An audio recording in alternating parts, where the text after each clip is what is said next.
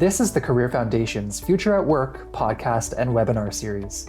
Each episode, we explore critical topics affecting the workforce and workplace, with a key focus on new and emerging trends across high-growth industries.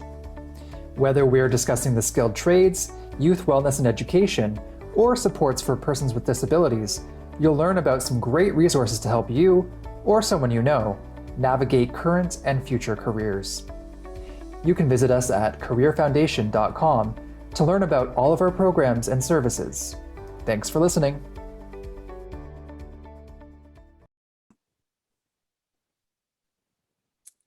Okay, hi everyone. My name is Dayna Shereck, and I'm the host of the podcast this evening for the Job Ready program. I work at Career Foundations as a retention specialist and have a background in facilitation and job coaching, all parts of employment services.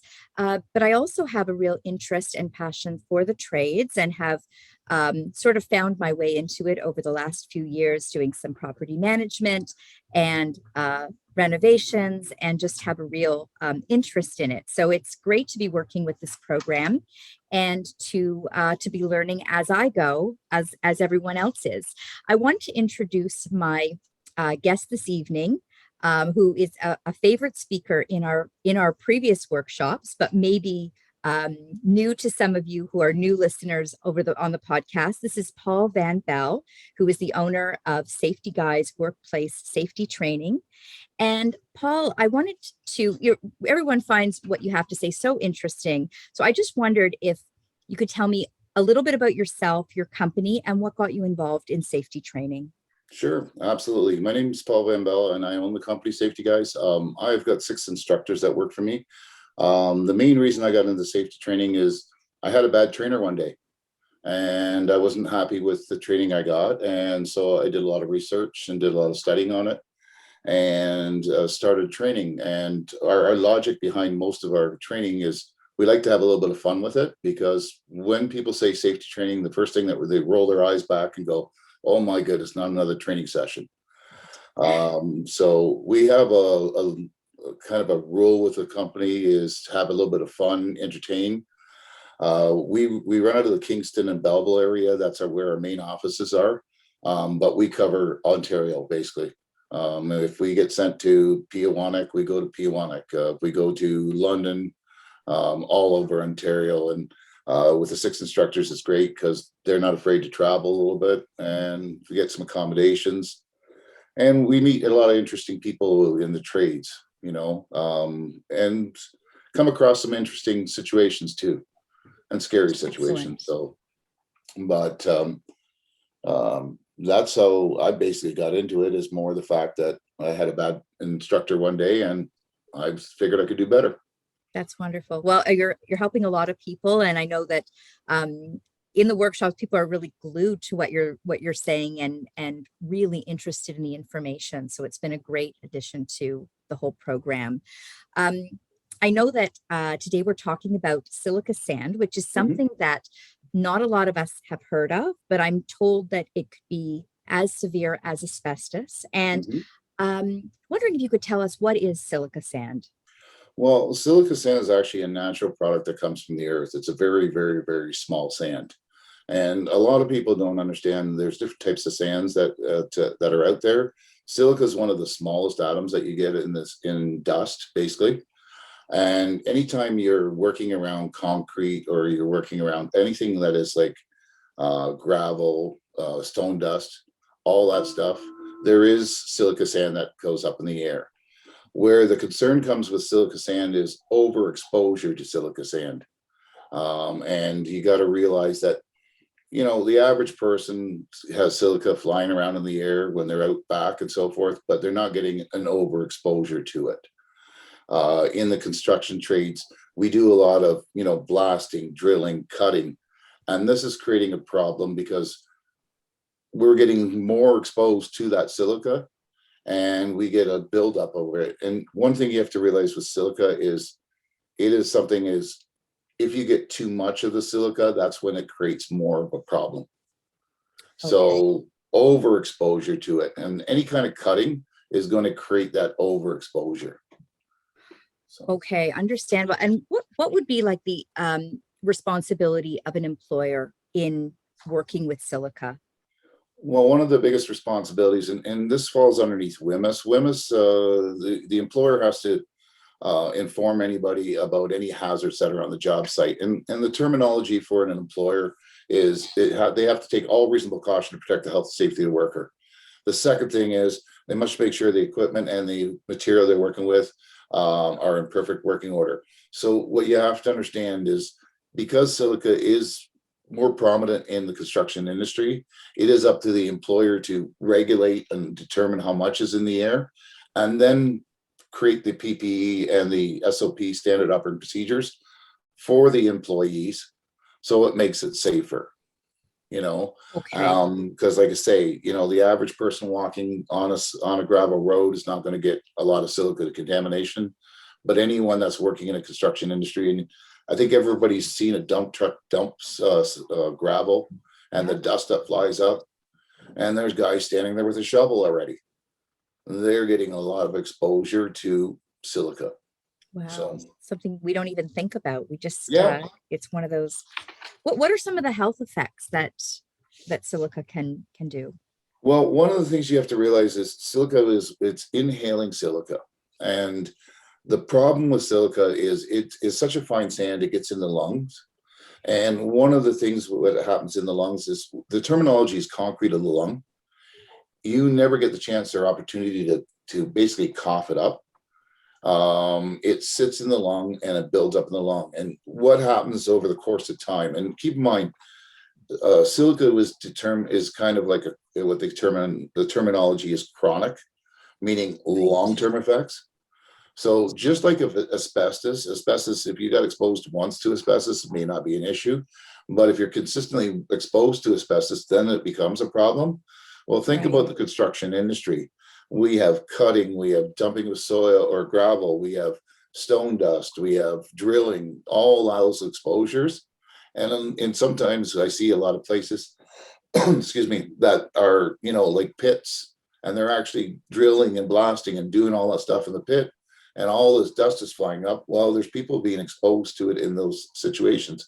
So breathing it in, what it does is it goes in the lung and it kills the bottom of the lung. So it's kind of known as concrete of the lung. Isn't that something? Yeah. Is it something that, I don't mean to interrupt you. Go ahead. Just a quick question. Is it something that people know about? Because is it a term that is familiar in the trades, or is becoming more common? Well, see, with the thing with asbestos, when it first came out, everybody was using asbestos for everything. We even used asbestos in the snow that we put on the Christmas trees. And I don't know how old you are, but I'm an older gentleman. We used to use this white snow that we sprayed on the Christmas tree to get that white Christmas look. Right. Well, that was pure asbestos. And so we didn't know about it until later on. Well, one of the reasons why we didn't learn about asbestos till later on is because then it became a problem with the people that were exposed to it. So what's happening with silica too, and we have to understand this, silica is not just something short-term, it's a long-term effect. So what we're getting results from people that have worked in the construction industry 10, 15, 20 years ago, are having lung problems. Yeah. And one of the things that you would notice if you had some kind of chronic silica is there would be like a shortness of breath, hard to breathe. Right. And you got to realize that, it may not be silica per se that kills you, but as soon as you lose your lung capacity, as soon as you lose some of your capabilities in the lungs, other factors come into play. Right. So that's why we kind of learned our mistake through asbestos. And now we're looking at what else could be a problem down the road. And silica was one of the key factors that came into play. That's interesting, because you're right. It's like, these are things that you don't know the effects till maybe 20 years down the road, or 30 years. And we're hearing so many more things like that, that we're seeing the long-term effects, and then realizing different companies that what they released into something, or, we're learning about all this, unfortunately, after the fact. But at least with this type of training and with the kind of information you're providing, it's creating awareness for people that are working in it right now, that might be starting their careers in it, and could prevent that whole next generation from the exposure. Absolutely. And we're finding that the younger generation are more in tune with what's going on. And so making and I'm not picking on any generation, but usually with the older generation, their terminology is, I've done this for 50 years. I'm still here, but we've also got to understand that with the younger generation, their chemical makeup, body makeup is completely different than the older generation. And so we have to understand that, yes, we've done it for 50 years or 75 years and we're still around and so forth attitude. But the younger generation, their chemical makeup is different because of what they eat and so forth. So I always, when I'm teaching WMIS, I always say the younger generations are guinea pigs, because we don't know what effect this is going to have on the younger generation. We do know that if you inhale a large amount of silica over the course of a long period of time, it's going to give you a concreted lung. It's going to give you shortness of breath.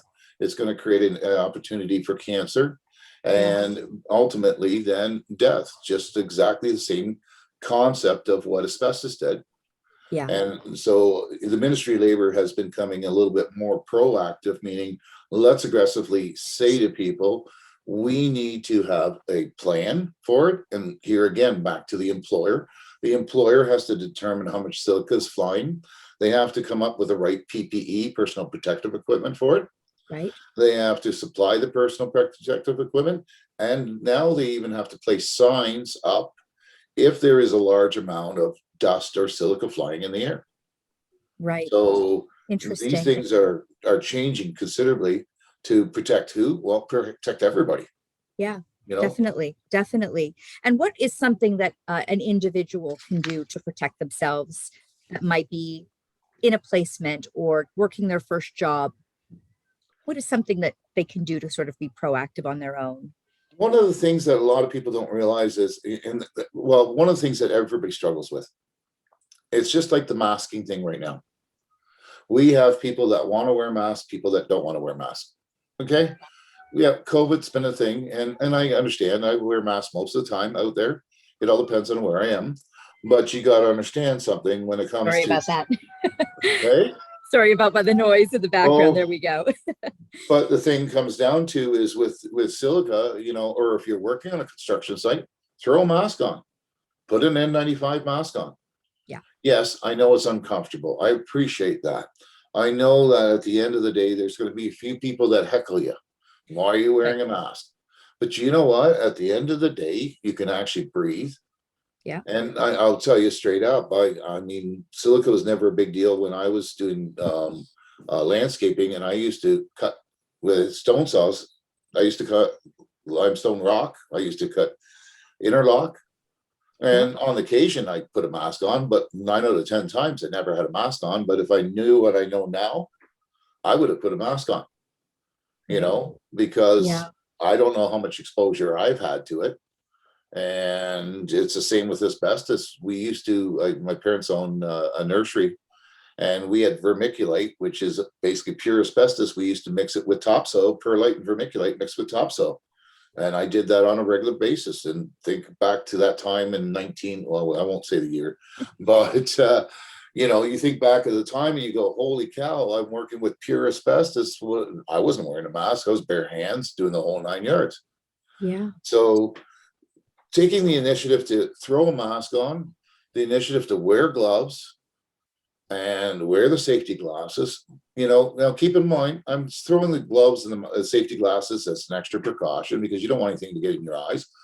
And you know what? You don't want to take it home with you. But the mask itself is what's going to stop silica sand from getting into your lungs. Okay, that's great advice. I mean, that's something that we can do. We're already familiar with masks. So if that is something that people can do just right off the bat to say, I'll wear it for the afternoon when maybe I don't have to, but I will, just to sort of give myself that extra layer of protection. Yeah, and Um, that's just people that are working around it. I'm not talking yeah, about it's not strictly working with it. If it comes to working with it, I would up the ante a little bit. And there again, just like asbestos, people are taking stuff home with them in their clothes. And if you've ever seen people that are working around stone dust and so forth, their clothes are just covered in stone dust. yeah, And there again, silica sands all throughout that, they're bringing it home. right. And so, I'll say the individual that washes the clothes usually shakes it. They Well, breathe it there's the in. silica sand flying.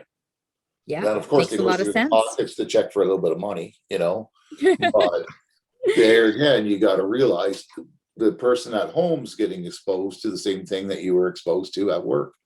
Exactly. So, Exactly.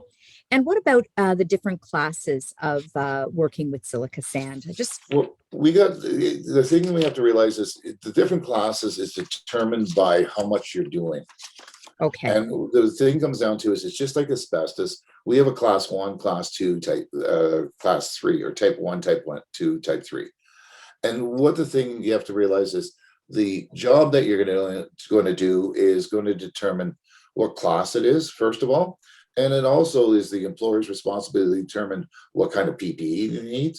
Right. So let's take class type 1. Excuse me. Type 1 is like a drilling into concrete. Okay. Okay. And when you drill into concrete, there's always that little bit of dust that's climbing out of there. Okay. Right. There again, you know what? A mask will be suffice, Okay. right? Some people will actually go a little further and they will actually get a vacuum that hooks onto the drill. So there is no dust. And depending Okay. on where you're doing your job, it's going to determine that. If you're outside, it's not as big a deal. But when you're inside working in a building that Yeah. has computers, you don't want the dust flying. Right. The other thing too is there's a little bit of grinding, and here again, milling of asphalt is another thing. Hmm. So we're not just talking construction; we're talking people that are doing the roads. Right. And how You many times? always see that, right? You always see the Right. dust flying up. But do you see them wearing a mask? Yeah, I probably not, right? It's Right. just, yeah, And so yes, we're outside. Yes, we're milling. Yes, but we're not getting as much dust flying. When you get into type 2, that's when you're doing a lot of big drilling of holes, but you're also getting into the cutting aspect of it. So using my example with a stone saw, it would be, well, when cutting with a stone saw, they're always recommending now to cut wet. We used to cut dry, and then you get the big puff of smoke, or not smoke, but dust coming off of it. right. Cutting wet reduces the amount of dust that flies up. Okay. Okay. That's one way. Some cases you can't cut wet, Right. depending on the situation that you're in. Yeah. Then you're going to be cutting dry and you're going to have the dust. Well, in those cases, a full respirator with cartridges Okay. and a Tyvek suit because you don't want to wear it, gloves, eye Yeah. protection, and of course, on the saw it tells ear protection because of the noise of the saw. True. But see, you come from one type where you're just drilling to throw a mask on to type Yeah. 2 where you're doing a lot more. Right. Then you're going to wear more personal protection. Right. And in the case of type 2, we also have to understand if we're cutting dry, now it's a requirement from the ministry that you need to post it so far away from where you're cutting so that other people can also put on the respirator or put on the N95 mask, depending on the distance or how much exposure they're getting. Interesting. So things are changing. There are becoming new rules on even things like cutting. Yeah, but the thing comes down to the new rules are in place, or they're in place, and they're a suggestion at this time. Ah, Follow me? yes. And so where the fun begins is to inform the employer and say, look you're cutting dry. You need to have a plan for this. Yeah. Because the one problem with asbestos and the one problem with the silica, it takes 10 years before it really develops harshly and I had a young lad in my class once, and he was 16. He started doing sandblasting. Mm-hmm. And he was 22 at the time, and he had a quarter of his lungs already dead because of the amount of silica that got into his lungs. Gosh, Now it's he terrible. can relate to it was the sandblasting, but in a lot of cases you can't go back to your employer 20 years back and say you're the one that created this, Yeah. because you can't prove it. you know? Yeah, absolutely. And you're right in that it might be that, but it might actually affect another health. It might sort of fall into something that becomes another health problem that is because of it. So it That's can't be correct. traced 100%, but yet that's the Just of it. Yeah. impetus for it. Yeah, exactly. And the thing comes down to is, what proof do you have? And this is where silica and asbestos is a real issue. Silica and asbestos, can I go back 20 years and say it was a family business, so I wouldn't go back to my dad and say, you got me, But the thing comes down to is, can I go back 20 years and talk to the concrete company that I used to work for, and they didn't supply me with masks, and there was concrete dust everywhere all the time, and say, you gave me this, and they can come back and say, well, you were a landscaper at the time too. You could have got it from there. Right. Right. And you also have to understand, asbestos was never recognized as a actual workplace disease, if you want to call it that, until like the early 80s, 86, 87, 88, in that area. Right. That's when it became back as, it was recognized as a workplace injury. So Interesting. silica is becoming one of those things that they want to address now. And so that down the road, we're not going to be dealing with, people in their 50s and 60s going, I've got lung cancer. It's related to working in the construction industry. And, but they can't really prove it. Exactly. No, this is so informative. And I know everyone listening will appreciate I've learned a lot about it today, but just those that are also working day to day to just have this awareness and know that they can take some steps now that are going to prevent these kind of things from later. So it's interesting and fascinating. And I think our time is coming to a close, but Paul, this is my last great. comment. I just want to make one quick comment. Just remember, it's easier to put all the safety equipment on than put it on after the fact. 100%. Yeah. Put it on, because after the fact, it's too late. Definitely. All right. Thank you so much for today. This was excellent. And I hope everyone will continue to tune in weekly for our podcasts, and you can listen on the drive home. You can listen when you just have downtime on the weekend, whenever is a good time for you. And again, Paul, thank you for being here, for sharing all of your experience and insight, and really appreciate it. Not a problem. Great. Have a good week. Have a good week. Bye-bye. Bye now. Bye-bye.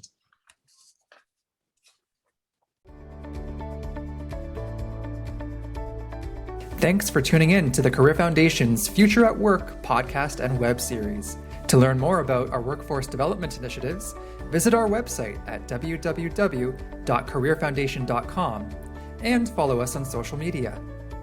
To listen to our previous episodes, subscribe to the Future at Work podcast on iTunes or Spotify.